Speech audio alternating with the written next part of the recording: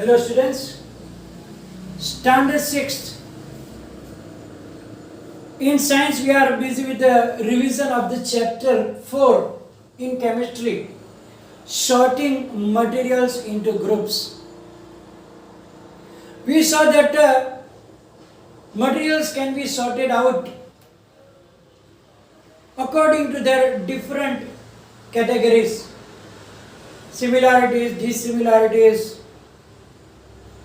In the beginning we saw that there can be metals and non-metals,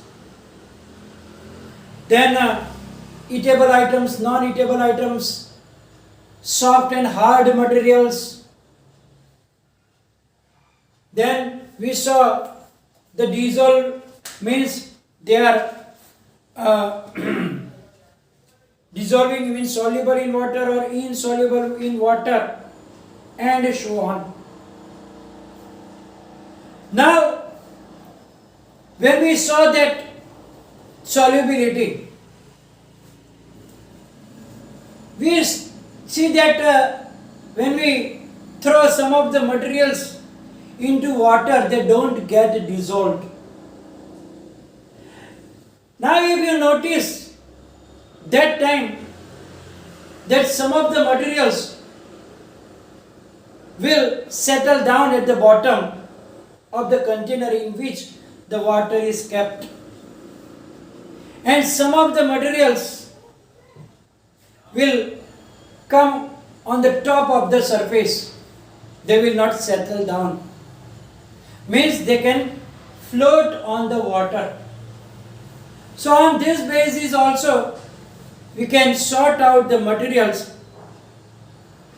in the two categories, that they can float on the water or sink in the water. If you take a metal key, a coin, a piece of stone, then when you put them in the water, they will not dissolve, but they will settle down at the bottom of the container. It means they sink in water. But some of the materials, like a rubber band, a dry leaves of the trees which are very, very dry, or some plastic ball or a rubber plastic bottle, etc. These materials, you will see that they will not settle down, but they will come on the surface of the water. It means that they float. So you get the idea. By throwing them into water, you can collect different items nearby you and take a glass of water, fill it half with the water and throw them in the water. Then you will observe that some of them will sink at the bottom while some of them will float on the water. And on that basis you can write down the answers of the first two questions.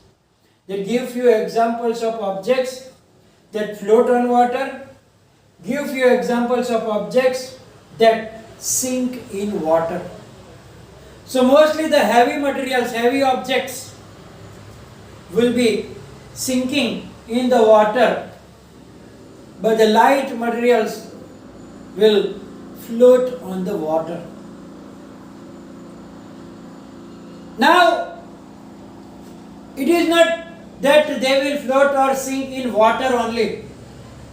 You can have this example, you can have this activity by taking some other liquids also, like kerosene or the cooking oil or the petrol, diesel.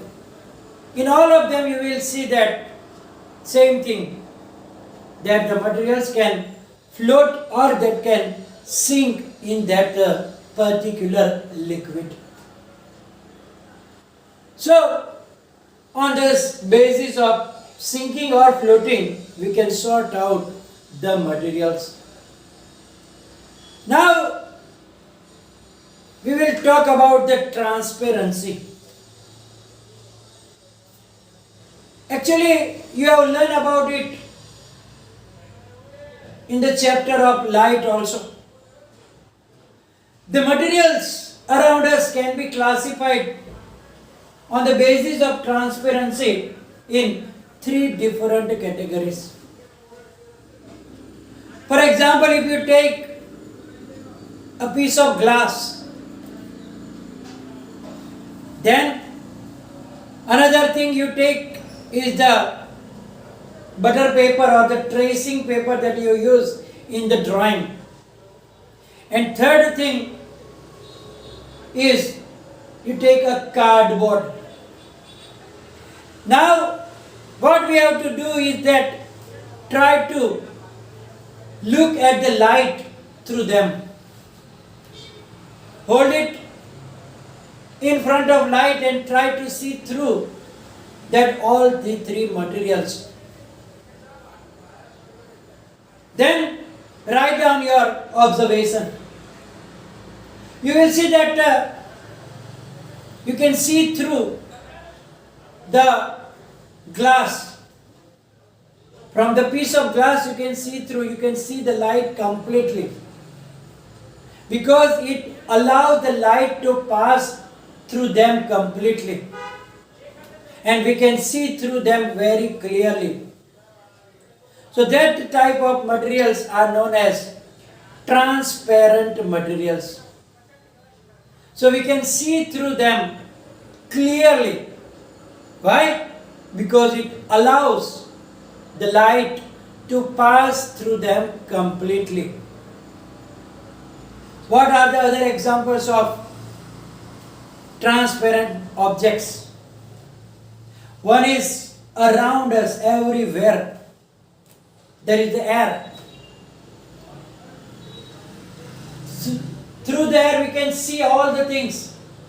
It means that air is a transparent material. If it wasn't, then we will not be able to see anything around us.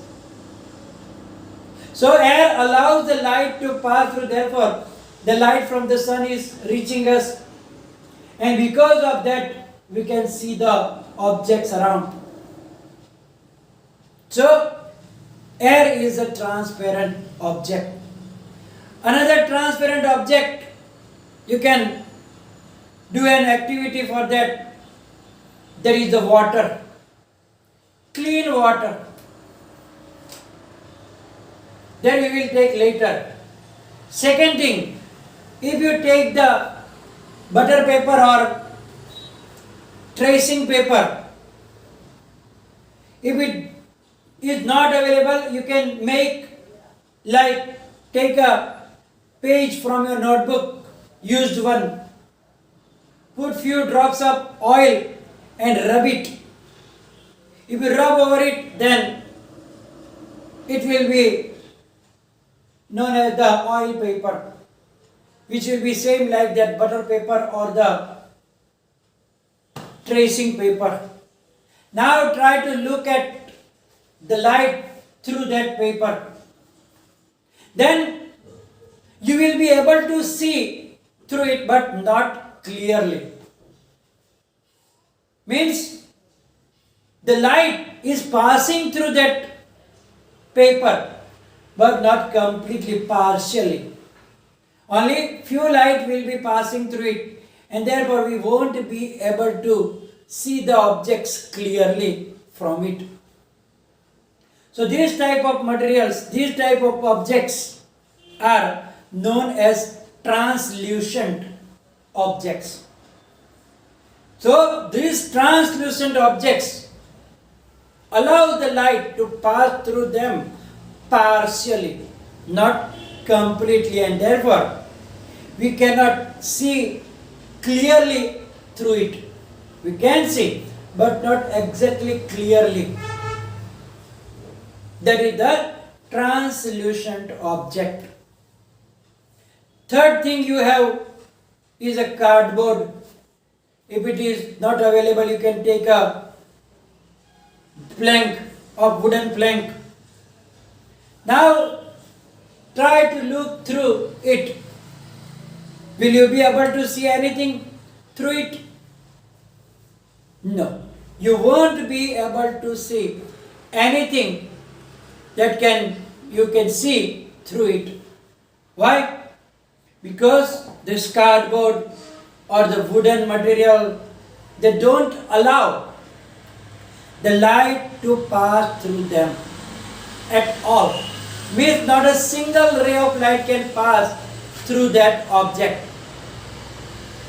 And those materials are opaque objects. So, we learn about the three types of materials on the basis of transparency.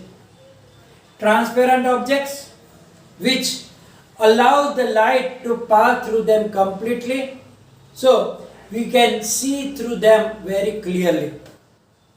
Examples are air, clear glass, clean water. Some plastics are also available which are see-through. So those are the examples of transparent object.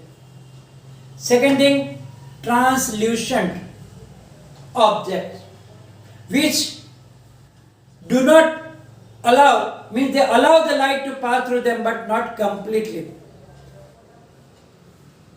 Partially the light can pass through it and therefore we can see through them but not clearly as we can see from the transparent objects. And the examples are butter paper, tracing paper, oil paper, or colored water, or some water in which there is some mud is there, muddy water. So we can see through them but not clearly. So that are the translucent materials. Some of the glasses are also like the glasses of tube light or another colored glasses. And the third is the opaque objects. Opaque objects means we cannot see through them completely. They do not allow the light to pass through them at all. There are so many examples: wood, stones, bricks, some type of plastics, metals. We cannot see through the metals also. So, all these are examples of opaque objects. Now, describe an experiment to show that clean water is transparent. How will you prove that? It is very simple. We need a glass tumbler and fill it with the water. Then in the water throw some objects like a metallic key or a coin or a stone, and then from the top of the container try to look in the water. Can you see the objects clearly that are sinking in the water at the bottom of the container? Yes, you will be able to see the coin, you will be able to see that key or the stone or any other item that are sinking. You can see them clearly because the clean water is transparent. So from this activity, you can show that clean water is transparent. What about your palm? You know that our palm is translucent. For that we can do an activity. What we have to do is to go in a dark room or a room with very little light coming out from the outside. and take a torch with you. Now what we have to do is take the torch and put your palm on it. After putting the palm on it, switch on the torch. Then you will see that some of the light you can see through your palm. The red color of the blood also. It means that the light is passing through your palm, but not completely. You can see the light, but not completely. What is the meaning of it? It means that our palm is translucent. So, from this experiment, now I am adding one more question. What are the advantages of sorting materials into groups? Why it is necessary? What is the advantage of it? There are so many advantages. We saw that in some places we need metals, in some places we need non-metals. So, if it is categorized it will in the group, then you can have the idea that these are the metals, these are non-metals, we can use that one somewhere, we can use that one somewhere. Similarly, if you go into a shop, then you will notice that all the materials are arranged so carefully. It is not like that everything is together. If everything is together and you have to find one thing, it will take a long time, and maybe sometimes you won't be able to find the thing that you need. So, if you go to the shop, you will see that all the soaps for the bathing or for the washing clothes, they are kept separately. One side there will be soap for bathing, others some soap for cleaning the clothes and so on. Then in the between that you will not find any food items. Food items will be in the different section. In that also biscuits will be in the same aisle. Then you will see the chips, dry fruits, oils, etc. Similarly, other things like toothpaste, toothbrushes. It means that they have sorted the materials such that whatever you need you can find very quickly. So it is very advantageous. In some case you need transparent material or translucent or opaque. So if the sorted is properly, then you won't be find any difficulties. So we almost discussed about all the questions in the assignment. It will be in the PDF file. You will write down the answer on your own. And today we finish the revision of this chapter. In any confusion, write down in the comment section. Thank you very much.